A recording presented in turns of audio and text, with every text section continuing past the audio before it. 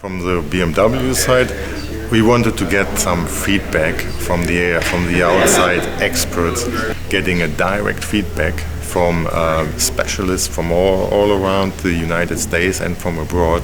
And actually, there's a very positive feedback for the plant tour, but also for all the conversations, and of course, one of the most important parts is the networking, and this has worked out perfect.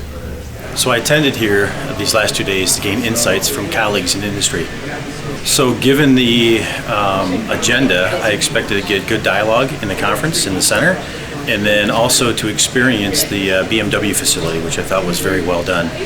The biggest surprise was the amount of contactless dimensional data acquisition that BMW is using in their manufacturing center. The Insight events, because it's a blend of in-conference center presentations and learnings, and then also it's a hands-on experience at a manufacturing facility, it provides a good opportunity of learning across the industry from different perspectives with the presentation, and then also learning more details around a specific manufacturer's manufacturing location.